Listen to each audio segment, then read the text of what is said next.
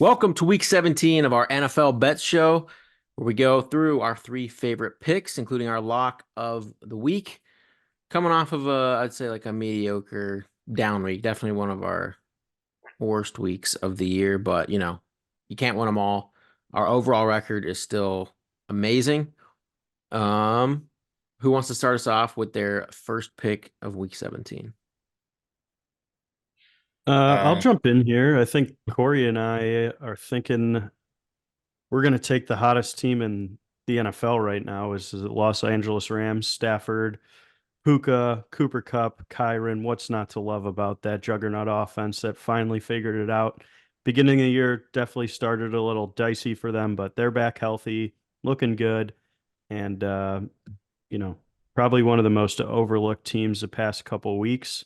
And I've been on the Rams train for the past couple of weeks here, going to keep it going. So taking them -5.5. I just think they're playing too good of football right now. I think on a 6-game win streak, something crazy like that. So uh, just got to play the hot hand. yeah, I'm on the same train. Same thing kind of Nick has already mentioned, one of the hottest teams in football. They're clicking on all cylinders. Matthew Stafford looks like a really good quarterback again. Offensive line was going to be like the biggest issue there. And he seems to be, for the most part, staying healthy this year. Going against the Giants, who are actively trying to lose games, you want to think, get a better draft pick. Yeah, I mean, there's no reason for them to play anymore. I mean, I'd be shocked if Tyrod Taylor starts this game. I don't know if there's been any word. I think Tom DeVito I goes back in. I heard Um, that he was starting, it's which is why I Tyrod. liked. Yeah, Hot Rod, Tyrod. Um, I mean, that guy's like 40 years old, complete journeyman. And I don't know. They had a little bit of life with Tommy DeVito, but we all know what Tyrod does. He scores 12 points a game, and that's it. Yeah, so and the Rams, I mean, 11-1 ATS in the last 12 games played in December. And the Giants are 2-11 and one straight up in the last 14 games played in December. And so I will take the Rams here, -5.5. All right. Well, I'm on the other side of this game. Giants +5.5. This is just for me one of the games that you just bet the line because I think if any of us saw Rams -7, -7.5, we wouldn't have batted an eye. Feels like that's what the line should be in this game. I feel like the Rams should be favored by more than a touchdown. And so I think the line in Vegas is telling you something with the Giants at +5.5 here. I think that obviously the Giants want to run the ball, and the Rams defense, their run defense hasn't been all that good this year. Their secondary is beatable as well.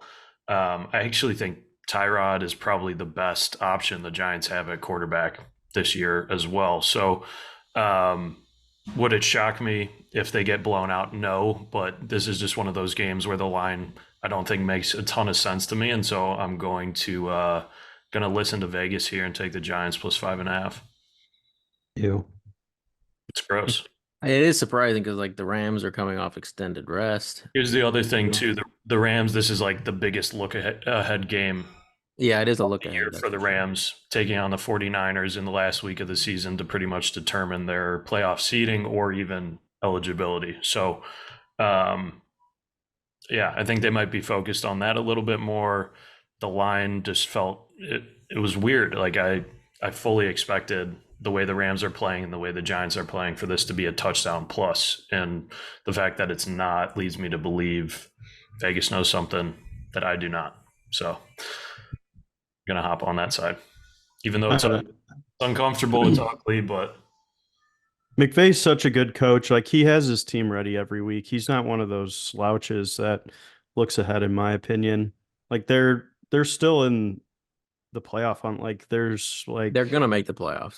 They're gonna but make I it. think that right now, if you looked at it, the 11 through 4 in standings right now is all within a game. So like there's no time to sleep right now. Middle of the year, sure, but playoff hunt McVay, I don't know. All right, my first pick is Thursday Night Football, Jets +7.5. The Browns, under Joe Flacco should never be favored by more than a touchdown. I mean, people can talk all they want about how Joe Flacco has looked and Amari coming off that crazy, crazy game, but the facts The are game that this. knocked you out of the fantasy playoffs, by the way. Did you have Amari Cooper? Yes, I did. Oh, I didn't even know And that. Puka. Well, here the facts are this. He's played the Texans defense with Davis Mills, the Bears, who they only beat by 3, the Jaguars, who they only beat by 4, which their pass defense isn't anything great either. They were blown out by the Rams. He's almost had as many turnovers as he does touchdowns. He's had 10 touchdowns and 8 turnovers. This is without a question the hardest pass defense Flacco has faced. The total is also super low, making it even harder to cover a spread like 7. This is the perfect time to bet the Jets here. I know it's Trevor Siemian, but like this number is just way too high on a Thursday night football game and a low total. After all the media has been, all they've been talking about is Joe Flacco. They know everyone is all over the Browns right now. Love this bet. I was debating on this being my lock of the week, but I like another one more. So you're The Browns' home defense is a different beast. Yeah, that's great. The Jets defense is a different beast than anything Flacco's faced, and he already just chucks turnovers like constantly. So I don't know why this would change this game. to your over under spread correlation piece here. PB, no game has closed with a total below 35 and a spread of 7 or more since the Steelers Broncos Tebow Miracle playoff game in 2012. Yeah, I mean it is crazy to have a 7.5 spread with a total this low with both defenses like this. Flacco being super turnover. Sam Howell and the Washington Commanders put up 28 points last week. Like, let's not act like there's some like golden. They're the best. They have They have a great NFL. defense, but their lack of offense continually puts them in positions where I don't think they're going to need to have that much offense to keep it within succeed 7.5. Brees Hall. The one thing about the Browns defense, You can they're beat them on the ground for No, sure. But yeah, you can beat them on the ground, but they give up big explosive plays. And the one guy that is an explosive player, Brees Hall. So Brees Hall is going to keep this game close. He's going to be like his number one target. He had 16 targets last week. He's going to get peppered. He's going to probably break off a few big runs. It shouldn't be 7.5. Flacco should not be a 7.5 point favorite against the Jets. I'm sorry. do you think Jimmy Schwartz knows that he could probably stack the box a little bit more? You still got Garrett Wilson to worry about. Like you can't just forget about I think him. he's the kind of coach that just will send insane amounts of blitz packages at them, and he'll check he's it going to down make to Trevor Brees Hall. Siemian. He's going to make Trevor Siemian try to beat the Browns, and it's not going to happen. And you'll see Brees Hall just get checkdowns if you're going to blitz him like that. I mean, that's fine if you're playing him in fantasy, but he's not going to be able to cover against the Browns at home.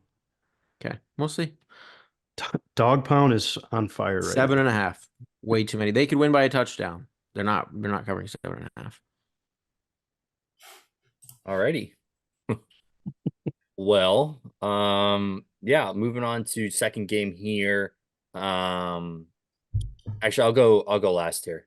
Someone else go. All right, I'll hop in. So my second pick of the week is going to be Lions at Cowboys under 53.5. So this is, if it closes at 53.5 or higher, will be the highest total of the season. The last time this total has been this high was last December with Dolphins Chargers at 54.5. Totals of 50 plus are 27 and 12 to the under. That's almost 70% in the last 2 years. I know you've got two extremely high-powered offenses, obviously Goff in a dome, different narrative piece, but I just think this is one of those primetime spots where there's a little bit more back and forth. These teams probably get off to a slow start, in my opinion, and it feels like the number is too high. I know Dallas's defense is a lot different at home. And so I think that, we're in for maybe a Goff interception or two, a little bit more leaning on the run game. And yeah, give me the under. I like the under this game too. right, go PB. Oh, I'll go again. Okay.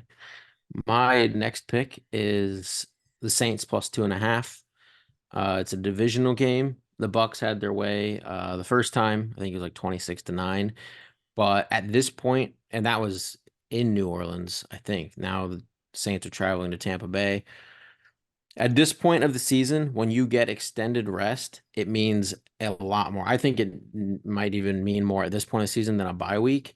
The teams are super banged up. This is pretty much the Saints Super Bowl. If they lose this, they're done. If they win this, it's still thin. Like they have to beat the Falcons, and then the Bucks would have to lose to the Panthers. So it's still not likely, but the Saints have to win this game. The Bucks obviously have a lot to play for too, but even if they lost this, they could still make it as a wild card and even win the division still, winning against the Panthers next week. But Baker Mayfield is not a good enough quarterback to beat down on even a mediocre team like the Saints twice in the same season. The Saints are going to make defensive adjustments, and I wouldn't be surprised if the Saints win this outright.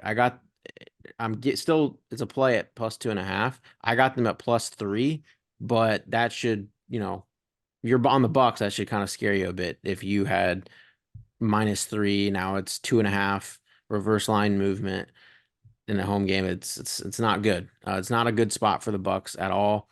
I understand they don't have Lattimore, which that's kind of been Mike Evans' kryptonite throughout his career, but the Saints should be able to make defensive adjustments from last game to keep this game a lot closer. I just think it's a really bad spot for the Bucks.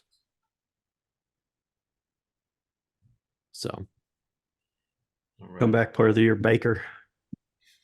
yeah, we'll see. I don't know. I get the home dog pick. You got to win this game. Definitely. No, we're not home dogs. It's an away game. No, like it's your home team. Like you're taking your guys. No. I personally want the Saints to get absolutely smashed by the Bucks in this spot. Like I want our coaching staff to be fired. I want us to get a better draft pick. But like just looking at what I see, and it seems like this is going to be a really close game, and the Saints could just win this outright. It's a very bad spot for the Bucks, like I said. Yeah. But yeah, I mean, I really hope we lose this game. For sure. All right. With my with my second pick here, I'm going with the Seattle Seahawks against Mason Rudolph on the road. We're going to keep the theme from PB last week where we're fading bad quarterbacks on the road. Seemed to work pretty well last week, and I'm going to keep it going this week. So Steelers offense is just pretty bad. I know they had some good plays last week, but I really like Seattle's defense, and they've kind of been a quiet team that's stayed in the hunt for the playoffs here. But if you look at their schedule, like they kind of just went through an onslaught middle of the year against, 49ers twice, Cowboys. They took down the Eagles a couple of weeks ago, and I think Geno's starting to get back healthy. So Pete Carroll's going to have these guys in line to win their last two games and make the wild card here. It's a real important game for them. They really can't lose to the Steelers or the Cardinals. These last 2 weeks are very winnable games. So betting on Pete Carroll here down the stretch. Loving a nice DK Metcalf day there too. So taking the Seahawks at home -3.5. Yeah, they need to bounce back. They looked absolutely terrible last week against Nick, a terrible Titans team. yeah, that was kind of ugly. Geno's first game back, but Nick, the They're premise like one of of those. Go ahead. I was saying the premise of the fading bad quarterbacks on the road is when they're favored on the road. Yeah. It's not when they're still Well, it's close enough. the closest. That's why there wasn't any spots where we had bad quarterbacks favored on the road this week. That's why the closest thing I could find was Joe Flacco being favored by more than a touchdown, even though it's at home. All right. Fair enough. True. I'm taking the Chiefs here -7 at home against the Bengals. Bengals, Browning looked like the actual backup quarterback he was last week. He made really bad decisions, really bad throws. And KC has looked absolutely terrible the last couple of games. Like, not the same KC team we've seen. Their offense is kind of in shambles right now. Not really a playmaker on their team that's been able to step up besides, obviously, we've talked about Kelsey before, like, regressing a little bit. And A lot of it. it's just hard to, when there's no one else on the team and he's literally the only player that is capable of catching balls besides Rashid Rice, like it's really easy to crack down on just those two players. So, yeah, I mean, obviously no one saw them losing to the Raiders, who literally didn't complete a pass after the first quarter, which is like the most insane thing to even hear. Like, how do you win a game without completing a pass and after the first quarter? I think it's obviously, I want to say fluke game. I mean, the Chiefs obviously didn't come out to play. So I'm just going to take the much better team on paper. If the Chiefs lose this game, I think that the Chiefs are in a lot of trouble. I think that they'll be. There's no chance the Chiefs lose this game. I'm saying, I don't think there is, but I'm just saying if they do lose this game, they are going to be an early exit out of the playoffs. I think they're, one of the biggest things about going into the playoffs hot and like not limping in. They lose this one. I mean, they're going to be like basically cut off at the knees and be crawling their way into the playoffs. So I think they blow the doors off of Bengals. They should. They really should. So yeah, just give me the Chiefs here. All the trends are against the Chiefs, like not great. 1-5, 1-5-1 ATS in the last 7 as favorites, 1-6-1 ATS in the last 8 in December. So nothing really going their way, but I think this is a get right spot for the Chiefs here. Yeah, me too. I'm so confident in it that it's my lock of the week. Like PB said, I think they're going to beat the brakes off of Cincy here. And something we haven't talked about, this is possibly Travis Kelce's last game in Arrowhead. Depending how the playoffs shake out. He's going to be first round of the playoffs. He's going to be at home. Maybe we'll see. We'll see where the chips fall, but it's definitely a possibility still. But either way, like Nick, they won the division. What are you talking about? Did they? Yeah. Yeah. Oh, if they haven't, I mean the Broncos gave up, so they've won the division. Oh, that's right. Never mind. I don't think the Broncos were ever going to contend for the division with them. All right, so second last home game of his career at Arrowhead, probably. Regular season game. That's what I meant. There we go. There he is. Jesus. All right. But they got to figure it out. They need a huge win. Next week they have the Chargers on the road. So they just need to start clicking now. I think Andy Reid's the perfect guy to make it happen too. So they got to get it right. And I think this is more, I'm betting on like the Chiefs defense is far superior to the Bengals, I think. So I'm just hoping that they, kind of keep them at bay and that offense can do what they do best and, put up 28 points or more a game. Yeah, I mean, it's crazy when you don't have Jamar Chase on the field, how much that changes a backup quarterback. He's pretty good. Yeah. All right. Moving to our locks of the week. My lock is San Fran, Washington under 49. I just don't see any way Washington, like they made the quarterback change to Brissett. I just don't see, they've like given up. I don't see any way they move the ball against the 49ers. I think the 49ers probably kind of come out and blow them out after their loss. But unless the 49ers are putting up like 40 by themselves, which, I mean, any game that's hard to do. Once you have a big lead, you can kind of see the starters get pulled. They got the Rams next week. They're trying to stay healthy for the playoffs. Like, I don't know. I just think they're going to be looking ahead to next game. They're just going to take care of business with this one and move on. I just don't see this being a game that goes into the 50s. Like, I guess if it was Sam Howell who like slings the ball 50 times a game, that adds a lot more plays to the game than I could. But with Brissett, there's just I don't think the line's adjusted enough for Brissett. Okay. Yeah. So that's my lock of the week. Good luck. All right. You go on, Corey? No, you go. All right.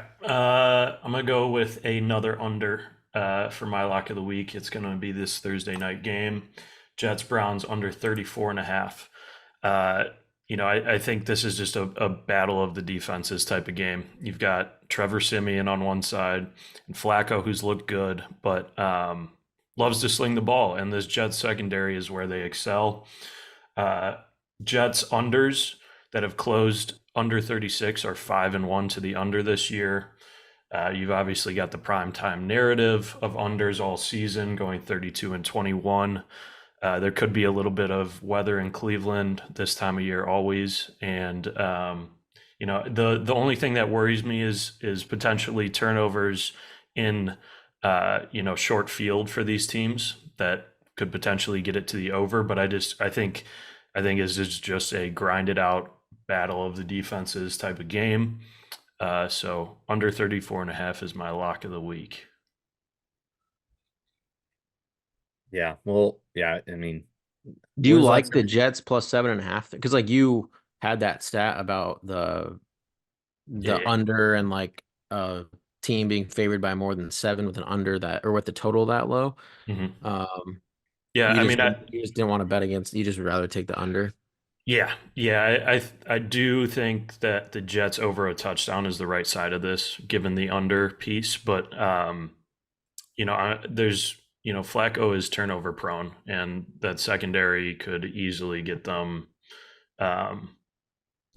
in short field positions. So I like both sides of that, but I lean the under with these two defenses. I think that's kind of the main play for me here. This may be because you know how like some of these ugly games like the Raiders Chargers and then it was like Steelers Patriots where the total was so low, but I actually took the overs on those. This may be Yeah. like one of the first low totals where I'm still not gonna bet it, but I would probably lean under.